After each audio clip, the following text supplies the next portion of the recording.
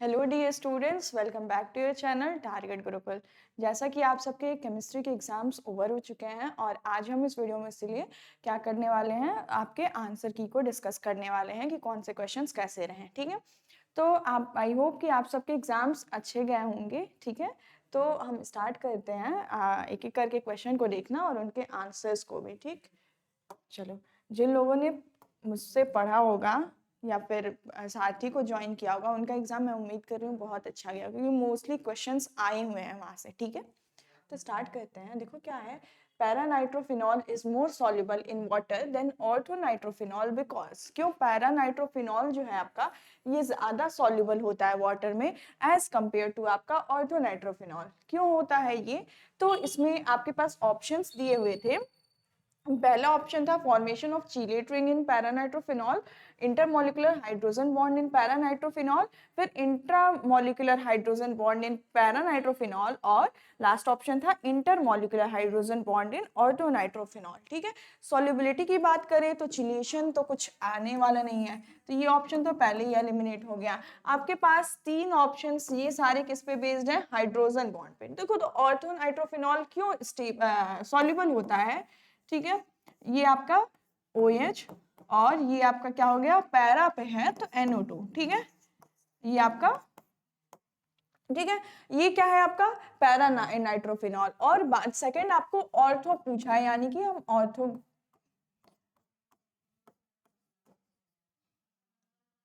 क्या है, ऑर्थोनाइट, हाँ ऑर्थो है, तो ये आपका NO2 यहाँ पे होगा। अब देखो होगा क्या इसमें, इसमें इसमें क्या होगा, इसमें आपका इंट्रामोलिकुलर, इसमें क्या होगा, इंट्रामोलिकुलर H बॉन्डिंग बनेगा, है ना।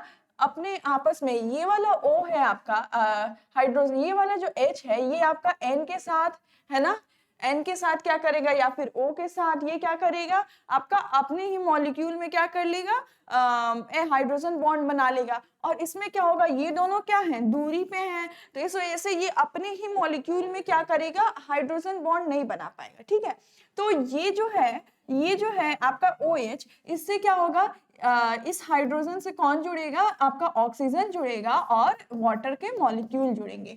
तो इसकी वजह से इसकी जो सॉल्युबिलिटी है वो क्या हो जाएगी, वो आपकी इंक्रीज कर जाएगी। और इसमें क्या होगा, पहले से ही हाइड्रोजन बॉन्ड बने हैं तो H2O के साथ कोई हाइड्रोजन बॉन्डिंग नहीं बनेगी। तो आपका जो दोनों कंपाउंड्स हैं उसमें पैरानाइट्रोफिनॉल ज्यादा सॉल्युबल होगा एज कंपेयर टू आपका ऑर्थोनाइट्रोफिनॉल। ठीक है, इसलिए आपका राइट ऑप्शन पैरानाइट्रोफिनॉल क्यों ज्यादा सॉल्युबल हुआ, तो इंटरमोलिकुलर हाइड्रोजन बॉन्ड की वजह से। ठीक है, इंटरमोलिकुलर हाइड्रोजन बॉन्ड, दो मॉलिक्यूल के बीच में हाइड्रोजन बॉन्ड बना, तो ऑप्शन आपका इंटरमोलिकुलर हाइड्रोजन बॉन्ड, यानी कि आपका ऑप्शन नंबर बी। ठीक है, ऑप्शन नंबर बी आपका राइट ऑप्शन हो जाएगा। ठीक है, नेक्स्ट क्वेश्चन को देखते हैं। 4s orbital has lesser energy than 3d orbital because it has greater value of n, lesser value of l, lesser value of n plus l, और none of the above। क्या आपके पास option होना चाहिए किसका? 4s जो orbital है ये 3d orbital से इसकी लेस एनर्जी होती है, यानी 4s में आपकी पहले फिलिंग होती है। क्यों पहले फिलिंग होती है? तो हम अबव प्रिंसिपल पढ़े थे कि लोअर एनर्जी लेवल में आपके फिल होते हैं। ठीक है, तो यहाँ पे क्या होगा, यहाँ पे 4s है, यहाँ पे 4s है और 3d है, तो लोअर एनर्जी लेवल से फिल होता है, तो वहां पे हम अबव, ये नहीं ये बोला, फिर वहां पे हम n plus L rule check करते हैं, तो यहाँ पे 4s के लिए n की वैल्यू 4 हो जाएगी और s के लिए 0 हो जाएगी। यहाँ पे आपको क्या मिला, 4। ओके, और 3d में क्या होता है, आपकी n की वैल्यू 3 और d के लिए, s के लिए 0, p के लिए 1 और d के लिए 2, तो 3 + 2 ये क्या आ जाएगा आपका 5 आ जाएगा। तो 4 और 5, यानी कि 4s की जो n प्लस l वैल्यू होती है वो क्या होती है, कम होती है। इसीलिए पहले इलेक्ट्रॉन्स की फिलिंग हम कहाँ करते हैं, अपने 4s ऑर्बिटल में, न कि 3d में। ठीक है, तो आपका राइट ऑप्शन कहाँ गया, lesser value of n plus L, यानी कि ऑप्शन नंबर सी आपका जो है वो आपका राइट ऑप्शन हो जाएगा। ठीक है, अब देखो नेक्स्ट क्वेश्चन कह रहा है कि above principle is not correct for, किसके लिए अबव प्रिंसिपल गलत है, किसके लिए अबव प्रिंसिपल गलत है। ये मैं वन शॉट करा रही थी, वहां भी मैंने इस सेम यही एग्जांपल दिया था आपको कि क्रोमियम और कॉपर का याद रखना, वो दोनों क्या है, अबव के एक्सेप्शन है। क्या है, अभाव के एक्सेप्शन है, ठीक है। तो आपका कौन सा होता है, कॉपर और क्रोमियम, वहां पे स्टेबिलिटी को अटेन करने के लिए, वहां पे डी ऑर्बिटल में, कॉपर में क्या होता है, डी ऑर्बिटल में 10 जाता है और एस ऑर्बिटल में 1 जाता है, जबकि एस में पहले 2 फिल हो जाना चाहिए, ठीक है, लेकिन ऐसा नहीं होता है। और क्रोमियम में भी आपका डी में 5 जाता है और एस में 1 जाता है, ठीक है, जबकि क्या होना चाहिए, एस में पहले 2 और यहाँ पे 4, लेकिन 5 जाने पे ये हाफ मतलब हाफ फिल्ड हो रहा है, तो ये ज्यादा स्टेबल हो जा रहा है, इस वजह से यहाँ पे 5 जाते हैं और यहाँ पे सिर्फ 1 जाता है, और इसमें भी ये फुल फिल हो रहा है, ठीक है। तो आपके कॉपर और जो क्रोमियम है ये अभाव प्रिंसिपल के क्या होते हैं, एक्सेप्शंस होते हैं। ओके, नेक्स्ट क्वेश्चन को देखते हैं। मैग्नेटिक क्वांटम नंबर, इसे भी मैंने बता रखा है, magnetic quantum number is related to the shape of electron cloud, next है the relative size of the electron cloud, फिर नेक्स्ट है the orientation of the electron cloud in space, and the last है the angular momentum of rotation about the axis of electron. यानी जो आपका ये magnetic quantum number है, आपका magnetic quantum number है, ये किस चीज को रिप्रेजेंट करता है। मैग्नेटिक क्वांटम नंबर तो मैंने बताया था आपको, चारों क्वांटम नंबर किस किस चीजों को रिप्रेजेंट करता है। आपका मैग्नेटिक क्वांटम नंबर ओरिएंटेशन के बारे में बात करता है, किसके बारे में बात करता है, ओरिएंटेशन के बारे में बात करता है। सी ऑप्शन दे रखा है, the orientation of the electron cloud in space, ठीक है, यानी ओरिएंटेशन के बारे में आपका ऑप्शन नंबर सी बोल रहा है, यानी ऑप्शन नंबर सी आपका क्या हो जाएगा, राइट ऑप्शन हो जाएगा। In O2 molecule, the empty molecular orbital is, O2 molecule में कौन सा molecular orbital आपका empty होता है। देखो पहला ऑप्शन है सिग्मा 2s, फिर सिग्मा स्टार 2s, फिर सिग्मा 2pz और सिग्मा स्टार 2pz। O2 है, यानी कि टोटल कितने इलेक्ट्रॉन्स, 16 इलेक्ट्रॉन्स। कितने इलेक्ट्रॉन्स हो गए, 16 इलेक्ट्रॉन्स। अब यहां से देखो पहले तो सिग्मा 1s में जाएगा, सिग्मा स्टार 1s में, फिर सिग्मा 2s में, और ये सिग्मा स्टार 2s में, फिर आपका हाँ पाई 2p है ना। एक मिनट रुको, इरेज ऑप्शन, एक मिनट, ये क्या लिखा था, सिग्मा स्टार 2s, ठीक है। अब देखो इसमें पहले स्टार्टिंग में 2 इलेक्ट्रॉन्स फिल हो गए, ठीक है, यहाँ भी 2 इलेक्ट्रॉन्स फिल हो गए, यहाँ भी 2 इलेक्ट्रॉन्स फिल हो गए, यहाँ भी 2 इलेक्ट्रॉन्स फिल हो गए, ठीक है। यहाँ पे देखो 2 to 4 to 6 to 8, यहाँ पे पहले सिग्मा 2s दिया, ये भी नहीं होगा, सिग्मा 2s देखो कहाँ गया, सिग्मा 2s फिल है, सिग्मा स्टार 2s भी फिल है, सिग्मा स्टार 2s ये भी फिल है, यानी कि ये भी ऑप्शन नहीं होगा। अब बात आती है सिग्मा 2pz की और साथ में सिग्मा स्टार 2pz, तो यहाँ पे अब कौन फिल होगा, आपका 2p, आपका pi 2px is equal to pi 2py, ठीक है। और फिर कौन आता है आपका सिग्मा 2pz, ठीक है, फिर कौन आएगा आपका 2pz, और फिर आएगा आपका pi star 2px is equal to pi star 2py, okay. और फिर आपका कौन आएगा, सिग्मा स्टार 2pz, ठीक है।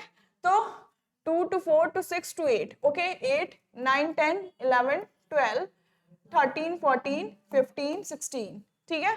कौन सा ऑर्बिटल आपका एम्प्टी रह गया, एम्प्टी ऑर्बिटल पूछ रखा है आपसे, तो कौन सा ऑर्बिटल आपका एम्प्टी रह गया है, तो आपका सिग्मा स्टार 2pz, ठीक है, यानी कि ऑप्शन नंबर डी जो है वो आपका क्या हो जाएगा, राइट ऑप्शन हो जाएगा। ऑप्शन नंबर डी क्या हो जाएगा, आपका राइट ऑप्शन हो जाएगा।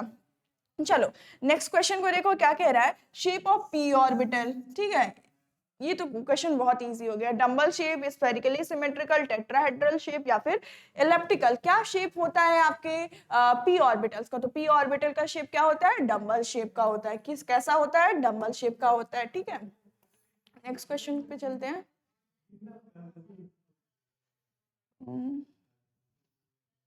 6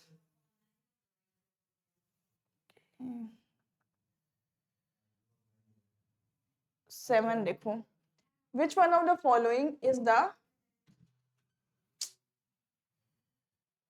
चलो कोई ना, which one of the following is the correct order of dipole moment value, ठीक है, आपको क्या बताना है, डाइपोल मोमेंट का करेक्ट ऑर्डर बताना है, ठीक है। यहाँ पे देखो ऑर्थो डेरिवेटिव, मेटा डेरिवेटिव और पैरा डेरिवेटिव, तीनों डेरिवेटिव दिया है, ठीक है। डाइपोल मोमेंट बताना है, हम ले लेते हैं ऑर्थो, मेटा और पैरा, सारे डेरिवेटिव्स ले लेते हैं, ठीक है। ये हो गया आपका पैरा और ये हो गया आपका ऑर्थो और ये हो गया आपका मेटा। ओके, मान लो सीएल ले लिया, सीएल का एग्जांपल ले लेते हैं, एग्जांपल से समझ जाओगे। ठीक है, आपको बताना है किसमें डाइपोल मोमेंट सबसे ज्यादा होगा, मतलब ऑर्डर बताना है। यहाँ पे देखो ये पैरा पे है तो जितना ये क्या होगा, पैरा पे है तो ये भी क्या, ये दोनों का मिला के क्या हो जाएगा, डाइपोल मोमेंट कैंसिल आउट हो जाएगा। ठीक है, यानी इसमें सबसे लीस्ट है ना, सबसे कम या फिर जीरो डाइपोल मोमेंट देखने को मिलेगा। फिर देखो ये आपका ऑर्थो है, हाँ, और ये आपका मेटा है।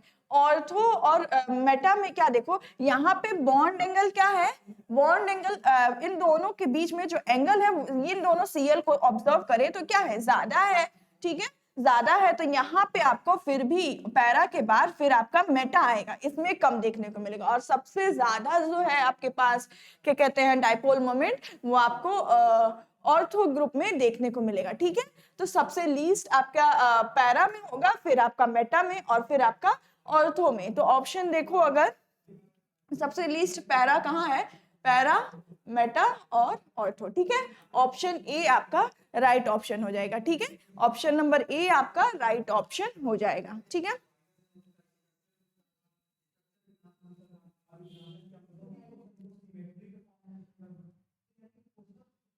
नहीं नहीं एक मिनट, यहाँ पे क्या दिया है, यहाँ पे पैरा डेरिवेटिव सबसे ज्यादा दिया है ना, यहाँ पे सबसे कम पैरा डेरिवेटिव दिया है, पैरा में सबसे कम है, फिर आपका मेटा में है, फिर आपका ऑर्थो में। डी ऑप्शन राइट होगा। ठीक है, सॉरी। नेक्स्ट क्वेश्चन को देखते हैं।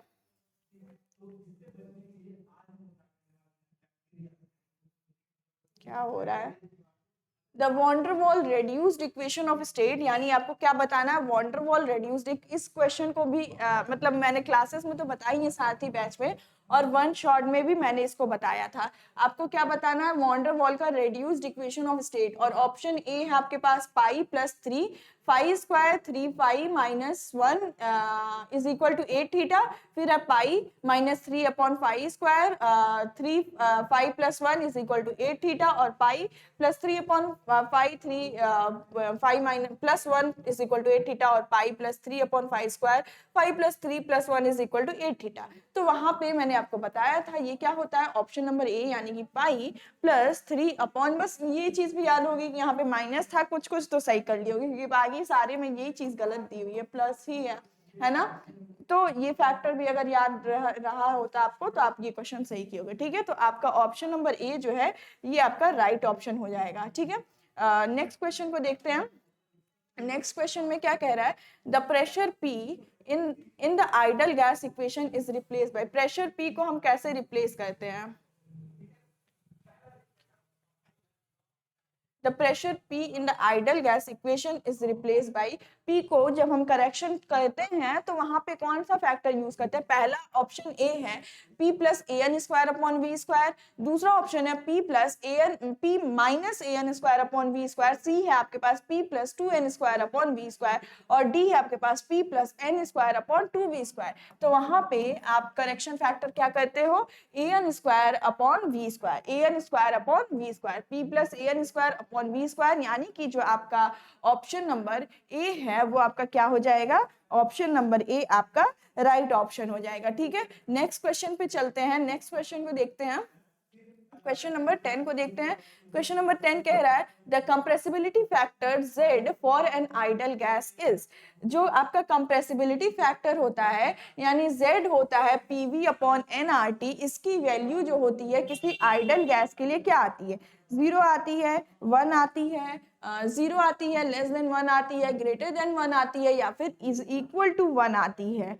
हाँ, तो इसका जो आंसर होगा वो किसके बराबर होगा, इसको मैंने जो PYQ कराया था वहां पे कराया था, है ना, जब इस चैप्टर का PYQ कराया था वहां पे मैंने कंप्रेसिबिलिटी फैक्टर कब Z की वैल्यू आइडल गैस के लिए क्या होती है वहां पे मैंने बताया था। तो क्या होती है वो आपको इक्वल टू 1 होती है, कितनी होती है वो आपकी वैल्यू, इक्वल टू 1 होती है, यानी कि ऑप्शन नंबर डी जो है वो आपका राइट ऑप्शन हो जाएगा। ठीक है, 11 को देखते हैं, correct decreasing order of ionic radius. ठीक है, आपको क्या बताना है, किसका डिक्रीजिंग ऑर्डर, आयनिक रेडियस का, और आपके पास क्या है फ्लोरीन है, वो F माइनस है, O2 माइनस है, N3 माइनस है और आपका लास्ट है C4 माइनस। तो करेक्ट ऑर्डर जो है वो आपका क्या होगा? हाँ, तो क्या होगा करेक्ट ऑर्डर? C4 माइनस, हाँ, N3 minus, O2 minus, F minus. ठीक है, करेक्ट ऑर्डर आपका क्या हो जाएगा? Option C, C4 minus, N3 minus, फिर आपका सबसे छोटा हो जाएगा आयनिक रेडियाई F माइनस का। ठीक है, नेक्स्ट क्वेश्चन को देखो। नेक्स्ट क्वेश्चन कह रहा है जो पॉलिंग की इलेक्ट्रोनेगेटिविटी स्केल होती है, पॉलिंग की इलेक्ट्रोनेगेटिविटी स्केल होती है, वो किसकी एक्सपेरिमेंटल वैल्यू पे बेस्ड है? इसको भी मैंने क्लास लेते हुए बताया था, मुझे याद नहीं आ रहा, शायद साथ ही में बताया था मैंने, बैच में बताया था। पॉलिंग स्केल ऑफ इलेक्ट्रोनेगेटिविटी किसकी एक्सपेरिमेंटल वैल्यू पे बेस्ड है? एटॉमिक रेडियाई पे बेस्ड है, इलेक्ट्रॉन एफिनिटी पे बेस्ड है, बॉन्ड एनर्जी पे बेस्ड है, या फिर बॉन्ड लेंथ पे बेस्ड है? तो ये आपकी बॉन्ड एनर्जी पे बेस्ड होती है। किस पे बेस्ड होती है? बॉन्ड एनर्जी पे आपकी बेस्ड होती है वैल्यू। ठीक है, फिर देखो critical temperature, critical temperature is the temperature, critical temperature कौन सा टेम्परेचर भी मैंने बताया था साथ ही बैच में अपने। ठीक है, और शायद वन शॉट में बताया था, हाँ क्रिटिकल टेम्परेचर बताया था मैंने। कौन सा टेम्परेचर होता है आपका क्रिटिकल टेम्परेचर? तो आपका at which a gas behaves ideally, B है आपका above which a gas can easily liquefied, और फिर सी ऑप्शन है below which a gas can be liquefied by a pressure alone, and last है at which a gas can't be liquefied. क्या option आपको right लग रहा है? तो यानी क्रिटिकल टेम्परेचर मैंने बताया था, क्रिटिकल टेम्परेचर ऐसा टेम्परेचर होता है जिसके बाद जितना मर्जी हम प्रेशर लगा लें या फिर टेम्परेचर लगा लें, हमारा जो गैस है वो क्या करेगा? लिक्विफाइड नहीं होगा। और उसके पहले आपका जो टेम्परेचर मतलब किसी भी प्रेशर पे क्या हो जाए, वो गैस इजिली लिक्विफाई हो जाता है। ठीक है, तो ऑप्शन आपको कहाँ दिख रहा है? इस टेम्परेचर पे गैस आइडली तो बिहेव नहीं करता है, और इसके ऊपर कितना भी मर्जी प्रेशर लगा लो वो लिक्विफाई नहीं होता, यानी ऑप्शन बी भी गलत। Below which a gas can be liquefied by pressure alone. ठीक है, इस पे तो इस टेम्परेचर के नीचे तो आपका गैस लिक्विफाई होता ही होता है, तो ऑप्शन सी राइट है, at which gas can not be liquefied. नहीं, ये भी आपका रॉन्ग ऑप्शन हो जाएगा। ठीक है, तो ऑप्शन नंबर सी जो है कि जिसके बिलो मतलब उस टेम्परेचर के बिलो गैस जो है सिर्फ प्रेशर से भी इजिली लिक्विफाइड हो जाता है। ओके, नेक्स्ट क्वेश्चन देखो, ये आपका क्या पूछ रहा है? The unit of van der Waals constant, van der Waals constant a, जो वॉन्डर वॉल कॉन्स्टेंट आपका ए आता है उसकी यूनिट क्या होती है? उसकी यूनिट ए ऑप्शन है आपके पास एटीएम डीएम पावर 6 मोल पर मोल स्क्वायर। ठीक है, एटीएम डीएम क्यूब पर मोल स्क्वायर, और एटीएम डीएम 6 डीएम क्यू के पावर 6 और मोल स्क्वायर, और एटीएम डीएम पर डीएम 6 के पावर 6 और मोल स्क्वायर। तो इसमें जो यूनिट ए है आपकी, कांस्टेंट ए है, इसका जो यूनिट आती है वो क्या आती है आपके पास? वो आपकी एटीएम डीएम 6 मोल, ठीक है, पर मोल स्क्वायर। ठीक है, इसको मैंने अपने साथ ही बैच में बताया था। ठीक है, चलो अब यहाँ पे relation between Boyle's temperature TB and van der Waals constant A and B, इसको मैंने एमसीक्यूज में भी कराया था चैप्टर वाइज में, और अपने बैच में भी बताया था। यानी आपको क्या बताना है, जो बॉयल्स टेम्परेचर टीबी है और जो van der Waals constant A and B है, इन दोनों में रिलेशन कैसा है? पहला ऑप्शन है आपके पास TB is equal to 2a upon R b, और बी है TB is equal to A upon R b, और ऑप्शन सी है TB is equal to 2a upon R b square, और नेक्स्ट है TB is equal to a square upon R b. ठीक है, तो Boyle's temperature और van der Waals जो constant होता है उसमें क्या रिलेशन होता है आपका? TB is equal to A upon R B, यानी कि आपका ऑप्शन नंबर जो बी है ये क्या हो जाएगा? ये आपका राइट ऑप्शन हो जाएगा। ठीक है, नेक्स्ट क्वेश्चन को देखते हैं 16। और देखो इसको मैंने वन शॉट में भी बताया था, अपने साथी बैच में भी बताया था, और मैंने ये भी बोला था यहाँ से एक क्वेश्चन बनने के चांसेस जरूर से हैं, है ना? तो देखो यहाँ पे क्रिटिकल कांस्टेंट टीसी और वॉन्डर वॉल कांस्टेंट में क्या पूछा है आपसे? आपसे रिलेशन पूछा है। ठीक है, क्रिटिकल कांस्टेंट और वॉन्डर वॉल कांस्टेंट, मैंने बोला था या तो क्रिटिकल टेम्परेचर प्रेशर वॉल्यूम से क्वेश्चन आएगा ही आएगा, और वॉन्डर वॉल में जो रिलेशन है। ठीक है, तो क्या रिलेशन होता है? ठीक है, तो TC is equal to 8a upon 27 RB, क्या रिलेशन होता है इन दोनों में? TC is equal to 8a upon 27 RB. ठीक है, नेक्स्ट क्वेश्चन को देखते हैं।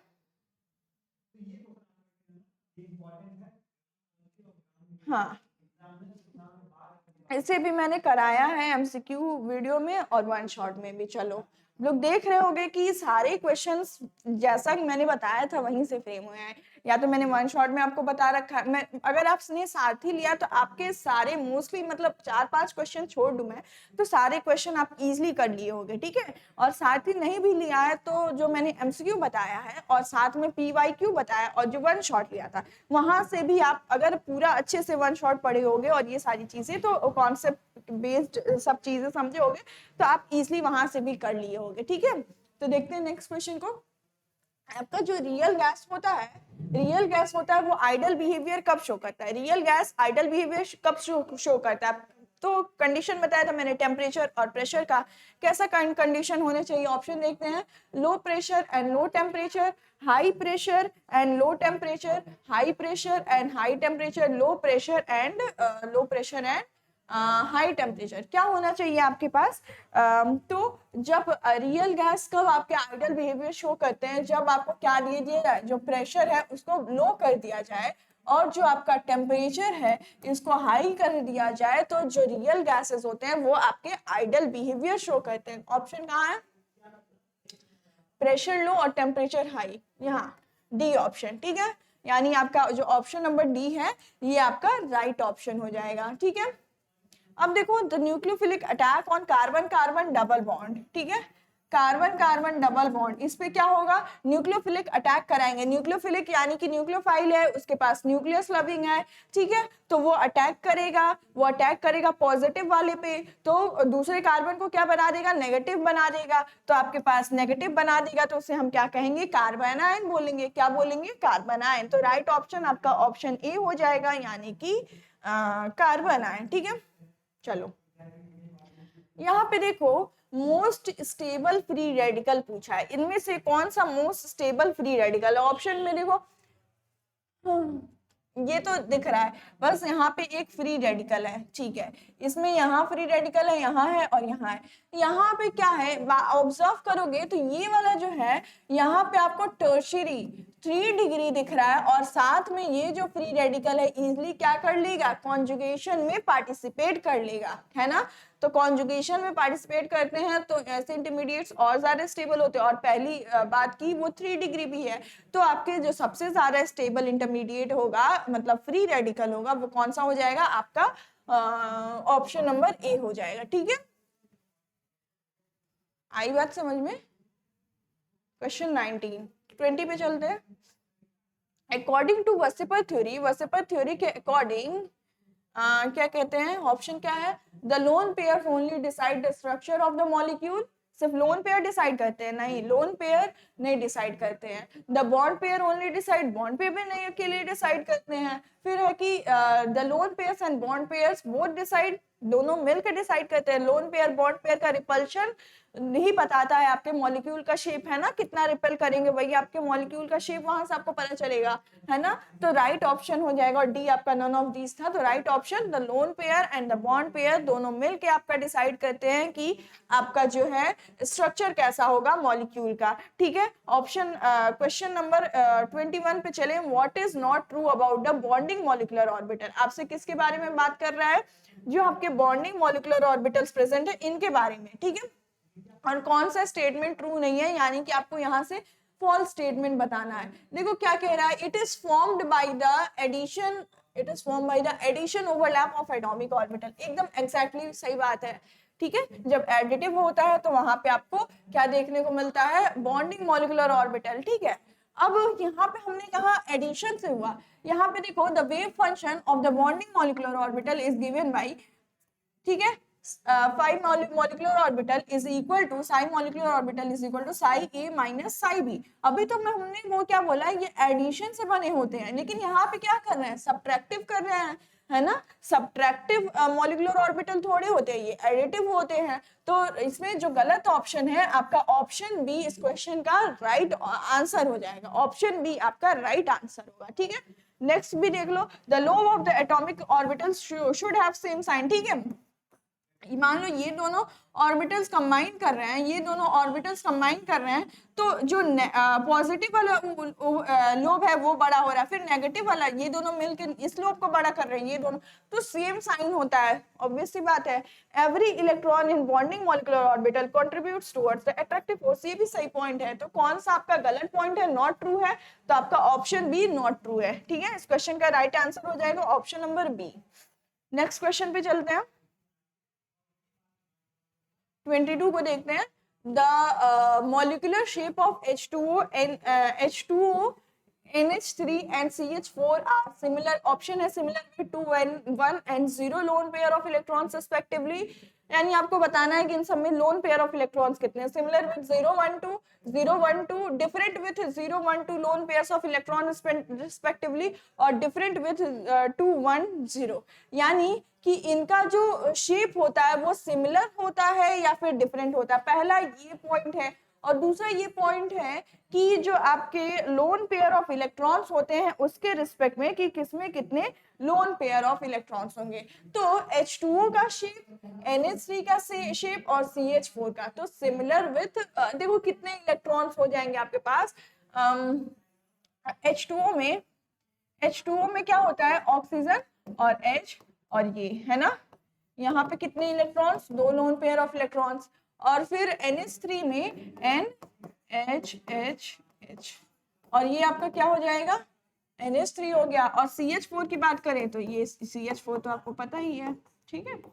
तो यहाँ पे 2, H2O के लिए 2 और NH3 के लिए 1 और ये CH4 के लिए 0, ठीक है। फिर क्वेश्चन क्या है, which one of the following will give cyclopropane on react with sodium triether, ठीक है, यानी जो वुड्स सिंथेसिस टाइप का रिएक्शन कर रहे थे, ठीक है, यहाँ पे सोडियम का यूज कर रहे थे ड्राई ईथर के प्रेजेंस में, तो वहां वो वाला रिएक्शन पूछ रहा है। तो यहाँ पे कौन सा रिएक्शन आपका साइक्लोप्रोपेन देगा, ठीक है।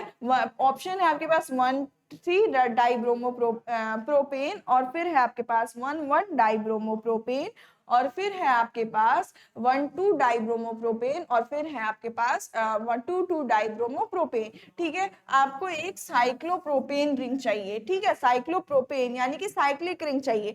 तो 1 2 2 डाइब्रोमोप्रोपेन रहेगा, तो वहां पे मीथेन इथेन प्रोपेन 3 कार्बन की रिंग है, ठीक है।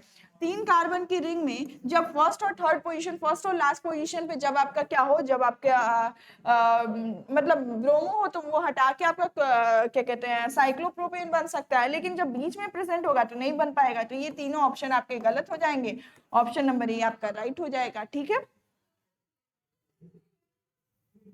24 क्या कह रहा है, इसमें ये क्वेश्चन तो बहुत इजी है कि आपको क्या बताना है, न्यूक्लियोफाइल बताना है, कौन सा इसमें से न्यूक्लियोफाइल है। Select the nucleophile among the following, Cl plus, Al3 और OH माइनस और CH3। तो न्यूक्लियोफाइल, न्यूक्लियस लविंग स्पीसीज कौन सा हो जाएगा, ये OH माइनस, जाके आपके पॉजिटिव वाले पे अटैक करेगा, ओके। तो ऑप्शन नंबर सी हो जाएगा। नेक्स्ट क्वेश्चन देखो, आयनिक रेडियाई के बारे में पूछा है। आयनिक रेडियाई क्या होता है, inversely proportional to effective nuclear charge, directly proportional to effective nuclear charge, और inversely proportional to square of effective nuclear charge, और लास्ट ऑप्शन है आपके पास D, directly proportional to the square of effective nuclear charge, ठीक है। तो इसमें आपका राइट ऑप्शन क्या होना चाहिए, तो आयनिक रेडियाई क्या हो जाएगा आपका, इनवर्सली प्रोपोर्शनल होता है इफेक्टिव न्यूक्लियर चार्ज के, ठीक है। ये डायरेक्ट रिलेशन मैंने आपको डिराइव करवाया, मतलब बताया था, एक्सप्लेन किया था कहाँ पे, अपने साथी बैच में, ठीक है। तो आपको यूजफुलनेस दिख रही होगी साथ ही बैच परचेज करने के, ओके। सेम इसी वे में हम क्या करेंगे, हम अपने सेकेंड सेमेस्टर की प्रिपरेशन भी करेंगे, ठीक है। तो आप अगर आप इंटरेस्टेड हो तो आप सेकेंड सेमेस्टर में भी हमारे बैच से जुड़ सकते हो, ठीक है, वहाँ पे हम अच्छे से प्रिपरेशन करेंगे। चलो नेक्स्ट क्वेश्चन है कि जो स्केल ऑफ इलेक्ट्रोनेगेटिविटी है वो किस बेस्ड ऑन द एक्सप्रेशन, आपको एक्सप्रेशन दिया है, ठीक है, XB माइनस XA और इज इक्वल टू 0.208 और ये डेल्टा, अंडर रूट डेल्टा। इसमें आपको इलेक्ट्रोनेगेटिविटी डिफरेंस लेना था। तो यहाँ पे ये किसका स्केल है, ये किसका स्केल है, तो आपको पता है ये कौन किस साइंटिस्ट ने ये फॉर्मूला दिया था, आपके पॉलिंग स्केल ऑफ इलेक्ट्रोनेगेटिविटी में। तो आपका राइट ऑप्शन हो जाएगा आपका क्या कहते हैं, ऑप्शन नंबर ए। ठीक है, फिर देखो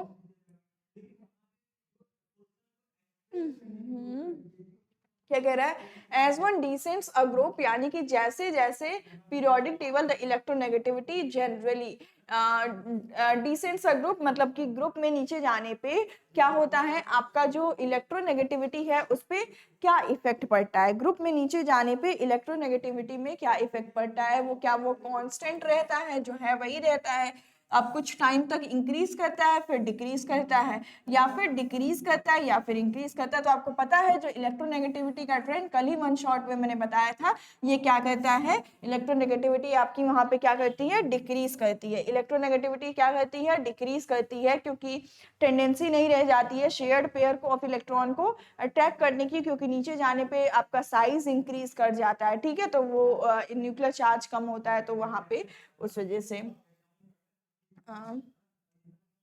नेक्स्ट को देखते हैं 28, screening effect is not observed in, इसमें से किसमें आपका स्क्रीनिंग इफेक्ट नहीं ऑब्जर्व होगा, ऑप्शन है He plus, Li2 plus, Be3 plus और ऑल ऑफ द अबव। अच्छा, इसमें देखो He प्लस, हीलियम के पास कितने इलेक्ट्रॉन्स होते हैं, 2 इलेक्ट्रॉन्स होते हैं, और He प्लस है यानी कि इसने 1 इलेक्ट्रॉन डोनेट कर दिया, तो कितने इलेक्ट्रॉन बचे, 1 इलेक्ट्रॉन बचे। Li2 प्लस में 3 इलेक्ट्रॉन्स होते हैं, इसने 2 को डोनेट कर दिया, यानी कितने इलेक्ट्रॉन बचे, 1 इलेक्ट्रॉन बचे।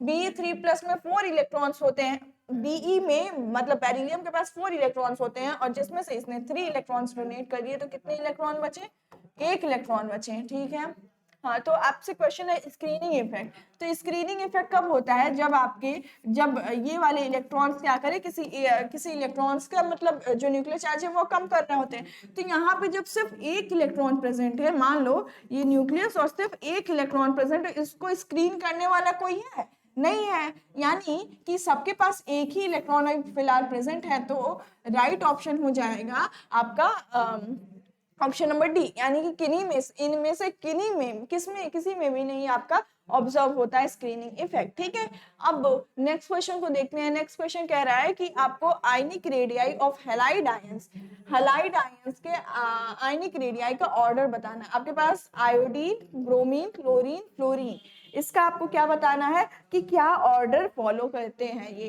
क्या ऑर्डर फॉलो करते हैं। तो देखो, हमको पता है कि जैसे जैसे क्या कहते हैं ग्रुप में नीचे जाते हैं, आयनिक रेडियाई आपकी क्या करती है, इंक्रीज करती है। तो आपका क्या हो जाएगा, राइट ऑप्शन आपका ऑप्शन नंबर क्या कहते हैं, ऑप्शन नंबर 29 हो जाएगा।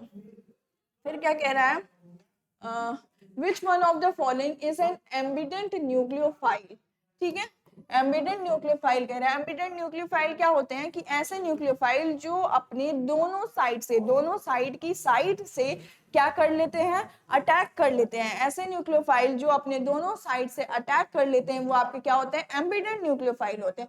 तो ऑप्शन है आपके पास CH3 CH2 minus, CH2 double bond CH2, और फिर है NO2 माइनस, और क्या है आपके पास NH2। तो इसमें जो आपका NO2 माइनस होता है, ये तो माइनस वाला तो रहेगा ही, एक साइड N की O रहेगा माइनस के साथ, और एक साइड O रहता है आपके लोन पेयर ऑफ इलेक्ट्रॉन के साथ। तो क्या करेगा, दोनों साइड से अटैक क्या हो जाता है, पॉसिबल हो जाता है, यानी कि ये कैसे बिहेव करता है आपका एम्बिडेंट न्यूक्लियोफाइल की तरह। कैसे बिहेव करता है, एम्बिडेंट न्यूक्लियोफाइल की तरह। तो ये आपका राइट ऑप्शन आपका ऑप्शन सी हो जाएगा। अब देखो, हेलोजिनेशन ऑफ एन एल्केन हाँ takes place through the intermediate, यानी कि जब हेलोजिनेशन रिएक्शन होता है तो बीच में जो इंटरमीडिएट बनता है वो कौन सा इंटरमीडिएट बनता है। आपका ऑप्शन है carbon ion, carbon free radical, carbocation, या फिर लास्ट ऑप्शन है कार्बीन। कौन सा इंटरमीडिएट बनता है आपका यहाँ पे। ठीक है, तो क्या बनता है, हेलोजिनेशन होगा तो एल्केन है तो H निकलेगा वहां से कोई भी आपका हेलोजन ऐड होगा तो उस टाइम के लिए वो क्या बन जाएगा, फ्री रेडिकल बन जाएगा। ठीक है, तो राइट ऑप्शन आपका option number B, that is free radical हो जाएगा। ठीक है, नेक्स्ट क्वेश्चन को देखते हैं।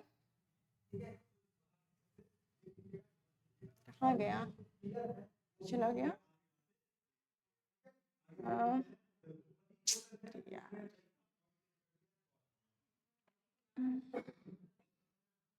1 सेकेंड, क्या हो रहा है भाई। चलो, यहाँ पे पूछ रहा है 32 क्वेश्चन में, विच one of the following is a strong acid. आपको क्या बताना है, इनमें से कौन सा आपका स्ट्रॉन्ग एसिड है। ठीक है, स्ट्रॉन्ग एसिड की बात बतानी है। और यहाँ पे देखो, आप ऑब्जर्व करो, CH3, CH2, CH, COH और Cl, यहाँ पे भी COH और Cl, यहाँ पे COH और Cl। ठीक है, तो स्ट्रॉन्ग एसिड, और यहाँ पे CH3, CH2, Cl, तो यहाँ पे ये माइनस आई इफेक्ट के टर्म्स में देखेंगे। तो यहाँ पे देखो, यहाँ पे पास होने की वजह से ये जो है ना, ये सबसे स्ट्रॉन्ग की तरह, स्ट्रॉन्गेस्ट की तरह बिहेव करेगा। ठीक है, तो आपका राइट ऑप्शन ये हो जाएगा। यहाँ पे Cl तो फिर भी दूर है, और COH और Cl में, तो ये सिर्फ यहाँ पे सिर्फ तो COH प्रेजेंट है, तो स्ट्रॉन्गेस्ट एसिड आपका कौन सा हो जाएगा, आपका ऑप्शन नंबर ए। ठीक है, फिर है कि जो आपका वुड्स रिएक्शन दिख रहा है, अब विजिबल है। ओके, एक सेकंड रुक जाओ। Wurtz reaction is used to prepare. Wurtz reaction से हम क्या प्रिपेयर करते हैं, तो कल ही मैंने वन शॉट में बताया था, मीथेन ओनली नहीं, अनसिमेट्रिकल एल्केन। हम वुड्स रिएक्शन से क्या प्रिपेयर करते हैं, सिमेट्रिकल एल्केन्स की प्रिपरेशन करते हैं। वुड्स रिएक्शन से क्या प्रिपेयर करते हैं, सिमेट्रिकल एल्केन्स की प्रिपरेशन करते हैं। और नाइट्रेशन ऑफ बेंजीन क्या है, बेंजीन का नाइट्रेशन करें, यानी ये बेंजीन है और इसका नाइट्रेशन करें, तो यहाँ पे क्या होता है, यहाँ पे न्यूक्लियोफिलिक सब्स्टिट्यूशन है, इलेक्ट्रोफिलिक सब्स्टिट्यूशन है, फ्री रेडिकल सब्स्टिट्यूशन है, या फिर न्यूक्लियोफिलिक एडिशन है। पहले तो आपको पता है हाइड्रोजन निकलेगा और वहां पे नाइट्रेशन होगा। ठीक है, यानी कि एक टाइप ऑफ सब्स्टिट्यूशन रिएक्शन है।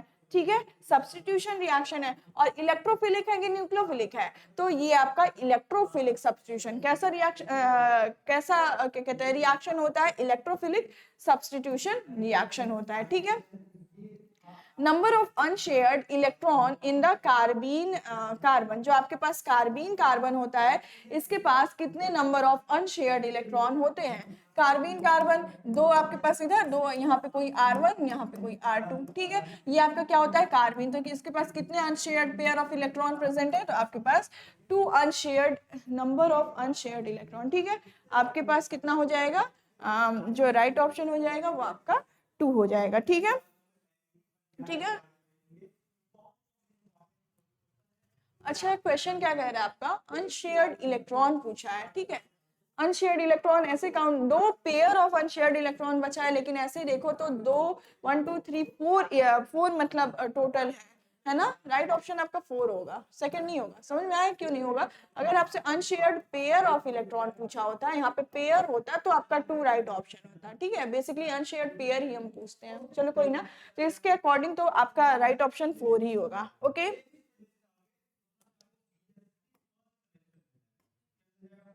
36 पे चलते हैं। In single state of carbenes, carbon atom, क्या हो रहा है भाई, single state of carbon atoms is, single state of carbene में कार्बन एटम का हाइब्रिडाइजेशन पूछा है, तो वहां पे हाइब्रिडाइजेशन क्या देखने को मिलता है, sp2 हाइब्रिडाइज होता है। क्या हाइब्रिडाइजेशन देखने को मिलता है, sp2 हाइब्रिडाइज। यहाँ पे देखो, the most strain cycloalkene is, जिसको मैंने वन शॉट में बताया था कि सबसे ज्यादा स्ट्रेन कहाँ मिलता है, तो जो साइक्लोप्रोपेन की रिंग होती है, जिसमें क्या होता है 60 डिग्री का एंगल यहाँ पे होता है, और इसके बाद तो ब्यूटेन आता है, तो ब्यूटेन में तो 90 होता है। तो सबसे ज्यादा स्ट्रेन कहाँ देखने को मिलता है, 180 से 108 9 डिग्री 28 मिनट से स्ट्रेन कहाँ देखने को मिलेगा ज्यादा, आपके 60 डिग्री वाले में, यानी कि आपका साइक्लोप्रोपेन में। ठीक है, यानी कि ऑप्शन नंबर ए आपका क्या हो जाएगा, राइट ऑप्शन हो जाएगा। ठीक है, अब देखो next question, which among the following is most stable configuration. ठीक है, चेयर फॉर्म है, सारे में आपको चेयर फॉर्म है। ओके, और यहाँ पे आपको देखना है कि यहाँ इस वाले पोजीशन पे first, second, third, fourth, fifth and sixth. ठीक है, फर्स्ट और फिफ्थ पोजीशन पे जो आपका इक्विटोरियल बॉन्ड होता है वो ज्यादा स्टेबल होता है। ठीक है, फर्स्ट और फिफ्थ पोजीशन पे इक्विटोरियल बॉन्ड ज्यादा स्टेबल होगा। फर्स्ट और फिफ्थ पोजीशन पे सब में बात किया। ओके, हम देखते हैं, देखो यहाँ पे ये क्या है, ये इक्विटोरियल बॉन्ड है, लेकिन यहाँ पे देखो, अच्छा इस क्वेश्चन में ये ऑब्जर्व करो, इक्वेटोरियल बॉन्ड जब हम रिप्रेजेंट करते हैं ना, तो ये आपका ऊपर की तरफ जाता है, ठीक है, ये आपका इक्वेटोरियल बॉन्ड होता है, और यहाँ पे ये आपका एक्सियल, ठीक है। तो यहाँ पे स्ट्रक्चर क्लियर नहीं बनाया हुआ है, ठीक है। यहाँ पे जो बॉन्ड होता है या तो ऐसे प्रेजेंट होना चाहिए या तो ऐसे प्रेजेंट होना चाहिए, ठीक है। और इसमें सारे ऑप्शंस यहाँ पे देखो, ये तिरछा ही जा रहा है,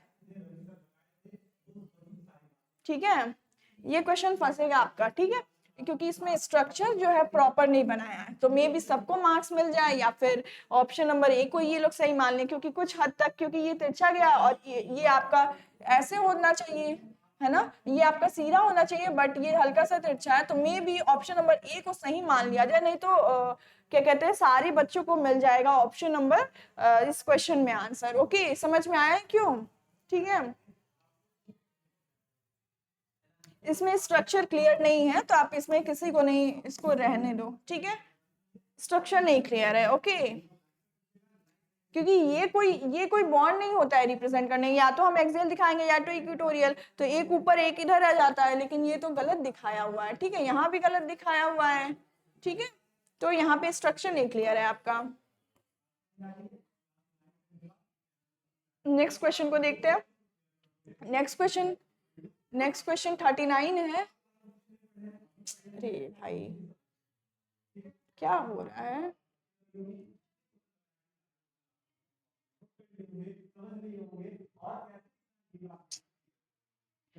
कह रहा है कि what percentage of cyclohexane is expected to be in boat form at any one time.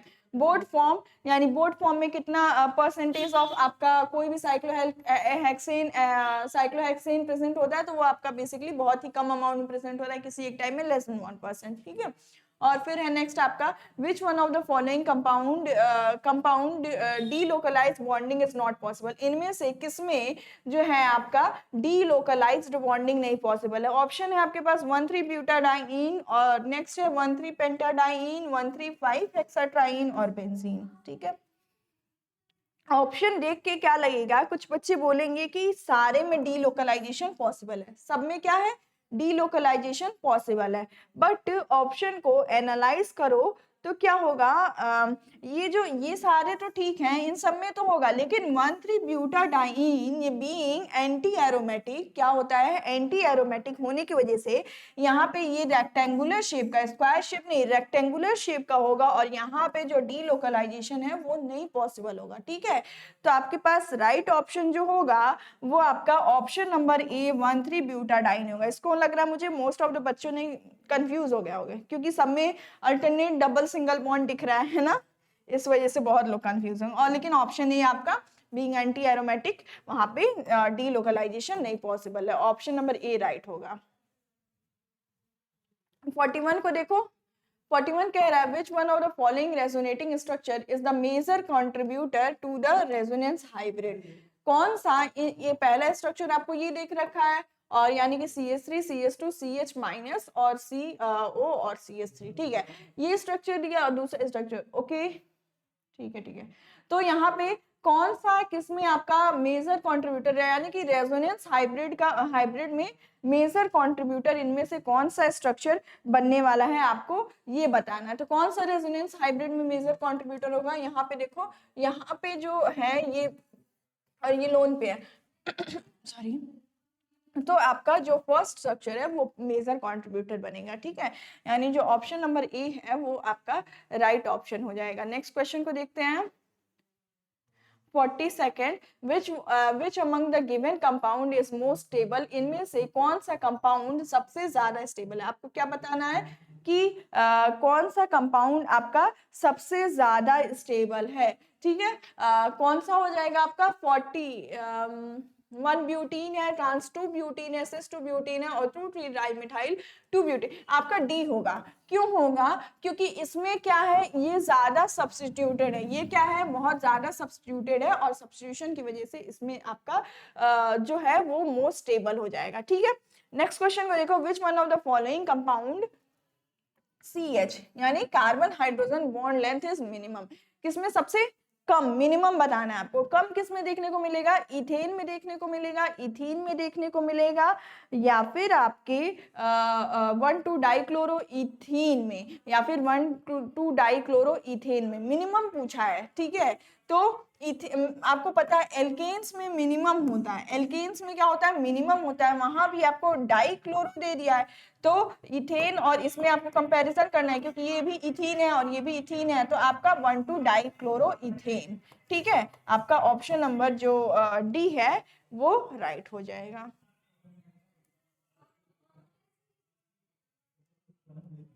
Consider the following 3 halides, इनमें से आपको 3 हेलाइड्स दिए हैं। ठीक है, इसमें आपको 3 हेलाइड्स दिया, CH3 CH2Cl, CH2 double bond CHCl और C6H5Cl। ठीक है, arrange CCl bond length of these halides in decreasing order. आपको डिक्रीजिंग ऑर्डर में बताना है कि फर्स्ट, सेकंड और थर्ड हेलाइड जो है क्या बॉन्ड ऑर्डर इनका रहने वाला है। तो C3 हेलाइड्स, ठीक है, यहाँ पे क्या है? यहाँ पे सिंगल Cl है और यहाँ पे डबल बॉन्डेड फिर Cl है और यहाँ पे C6H5 पहला होगा। ठीक है, ये पहला होगा, फिर ये ही ऑर्डर फॉलो होगा। ठीक है, यानी कि आपका ऑप्शन क्या बन जाएगा? Option number A, first, second and third. ठीक है, ऑप्शन नंबर ए आपका राइट ऑप्शन हो जाएगा। फिर देखो, which one of the following method gives pure alkane from alkyl halide. Alkyl halide से कौन सा प्योर एल्केन देता है? यही ना था आपके पास RH plus Na plus XR। तो यहाँ से क्या हो रहा था? ये पूरा निकल जा रहा था और यहाँ से आपको क्या मिल जा रहा था? R और R मिल जा रहा था, यानी कि प्योर एल्केन मिल रहा था। और ये रिएक्शन क्या था? आपका वुड्स रिएक्शन। तो आपका ऑप्शन नंबर बी जो है, ऑप्शन नंबर बी जो है वो आपका राइट ऑप्शन हो जाएगा। नेक्स्ट क्वेश्चन को देखते हैं। आप लोग एट द लास्ट कमेंट करके बताना कि आपके कितने क्वेश्चन सही हुए हैं और आपने कहाँ से पढ़ा था। चलो, यहाँ पे क्वेश्चन है आपके पास, which of the following will convert acetophenone into ethyl benzene. ठीक है, आपको क्या कन्वर्जन कराना है? आपको एसिटोफिनोन का एथिल बेंजीन बनाना है। ओके, तो आपको वहां पे कौन सा क्या कहते हैं, आप कैटलिस्ट लोगे या फिर कौन सा सब्स्टिट्यूएंट लोगे? तो वहां पे LiAlH4 NaBH4 और Bu3SNH या फिर NH2 और साथ में OH माइनस एक लिगेंड भी दिया है। तो एथिल बेंजीन में ये वाला रिएक्शन कल वन शॉट में मैंने बताया था, NH2 और आपके साथ में NH2 रहता है और साथ में OH माइनस फिर उसके साथ रिएक्शन करा रहे होते हैं। ठीक है, तो आपको एथिल बेंजीन मिलता है। ठीक है, नेक्स्ट क्वेश्चन को देखते हैं। The halogen which is more reactive in the halogenation of alkanes. Halogenation of alkanes कहते हैं, तो कौन सा एल्केन आपका कौन सा आपका हेलोजन सबसे ज्यादा रिएक्टिव होता है? तो मैंने इसको भी वन शॉट में कल बताया था कि जो क्लोरीन होता है वो बहुत ही ज्यादा विगरस रिएक्शन देता है, बहुत ही ज्यादा विगरस रिएक्शन देता है। हमने देखा था कब तक हाइड्रोजन निकलते रहा, जब तक क्या नहीं हो गया, जब तक वो CCl4 टोटली क्लोरीन नहीं आ गया। ठीक है, और बाकी केस में तो रिएक्शन रुक जाता है। ठीक है, तो आपका राइट ऑप्शन सबसे ज्यादा विगरस, जो सबसे ज्यादा रिएक्टिव होता है वो आपका क्लोरीन होता है। ठीक है, यानी ऑप्शन नंबर ए जो है वो आपका राइट ऑप्शन हो जाएगा। ठीक है, क्या हो गया? कुछ दिक्कत कर रहा है आज ही।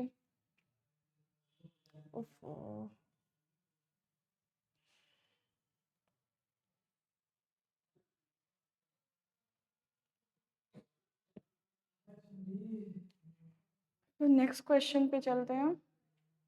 नेक्स्ट क्वेश्चन देखो आपका है कि इनमें से किसका मेल्टिंग पॉइंट मैक्सिमम होगा? Which has the maximum melting point. क्या कह रहा है कि पास मैक्सिमम मेल्टिंग पॉइंट की बात की है और बॉइलिंग पॉइंट भी। ठीक है, और क्या आपके पास है? एन एल्केन है with the same number of carbon atom. Carbon atoms आपके पास सेम है, 1 2 3 4 5 6, सबके पास 6 कार्बन एटम्स हैं। बट आपका जो है मेल्टिंग पॉइंट और बॉइलिंग पॉइंट दोनों चीजें क्या है? मैक्सिमम किसमें होती हैं। ठीक है, ये चीज आपको बताना है। तो किसमें मैक्सिमम होंगी? हम ये जानते हैं कि जहाँ पे हमको ब्रांचिंग ज्यादा देखने को मिलती है वहां पे जो मेल्टिंग और बॉइलिंग पॉइंट ये दोनों चीजें क्या कर जाती हैं? दोनों ही चीजें इंक्रीज कर जाती हैं।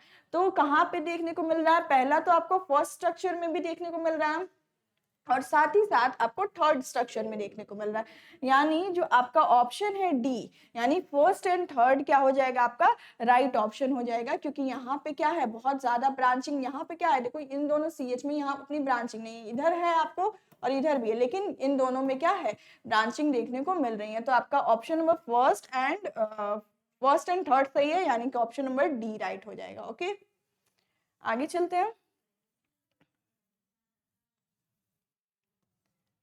क्या है, sodium forms Na plus ion but it does not form Na2 plus. Sodium क्या करेगा, Na प्लस आयन फॉर्म करेगा लेकिन Na2 प्लस नहीं फॉर्म करेगा, क्यों? ऑप्शन क्या है आपके पास, low value of ionisation enthalpy 1 and high value of ionisation enthalpy 2, और फिर है low value of ionisation enthalpy 1 and low value of ionisation enthalpy 2, फिर है low very low value of ionisation enthalpy 1 and ionisation enthalpy 2 and very high value of ionisation enthalpy 1 and ionisation enthalpy 2। जब Na से Na plus बनेगा वहां पे क्या involve होगा, ionization enthalpy 1, और जब Na2 प्लस बनेगा यानी वहां पे आपका आयनाइजेशन इंथैल्पी इनटू इन्वॉल्व होगा। तो बताओ कौन सा ऑप्शन राइट होगा? ठीक है, तो यहाँ पे सोडियम जो होता है वहां पे उसका उसका क्या होता है, सोडियम के पास 11 इलेक्ट्रॉन्स होते हैं, अगर ये 10 बना लेगा तो ये हाईली क्या हो जाएगा, स्टेबल हो जाएगा। ठीक है, तो लो वैल्यू पहले आयनाइजेशन इंथैल्पी की जो वैल्यू है 1 वाली है ये क्या हो जाएगी, ये तो लो हो जाएगी। ठीक है, फिर अब क्या हुआ, ये Na जो है इसके पास कितने इलेक्ट्रॉन्स, 10 इलेक्ट्रॉन्स, यानी कि ये किस फॉर्म में है, अपने मोस्ट स्टेबल फॉर्म में है, मोस्ट स्टेबल फॉर्म में है, तो इस वजह से जो इसकी आयनाइजेशन एंथैल्पी IE2 है ये क्या हो जाएगी, ये बहुत ही ज्यादा हाई देखने को मिलेगी। ठीक है, तो इसमें आपका जो राइट ऑप्शन हो जाएगा वो आपका ऑप्शन नंबर ए, यानी कि low value of ionisation enthalpy 1 and high value of ionisation enthalpy 2। Okay, चलो फिर लास्ट क्वेश्चन पे चलते हैं। 49 हो गया, 50 देखो, the diamagnetic species among NO plus NO and NO minus, इसमें से आपको क्या बताना है, डायमैग्नेटिक। ठीक है, डायमैग्नेटिक, इस क्वेश्चन को भी मैंने अपने MCQs वाले में कराया था और वन शॉट में बोला भी था कि आपको इस बेसिस पे क्या पूछ सकता है, या तो बॉन्ड ऑर्डर पूछ सकता है या फिर आपसे डायमैग्नेटिक पैरामैग्नेटिक। तो जो आपका NO प्लस होता है ये आप करके देख लेना, 1s sigma star 1s electrons fill करना। तो जो NO प्लस होता है ये आपका कैसा होता है, ये आपका डायमैग्नेटिक स्पीसीज होता है। ठीक है, इसी के साथ हमारा ये क्वेश्चन पेपर की एनालिसिस खत्म होती है, और जरूर से कमेंट करके बताएं कि आपके कितने क्वेश्चंस राइट हुए और आपने पढ़ाई की है तो कहाँ से की है। ठीक है, तो that's all for this video, thank you so much.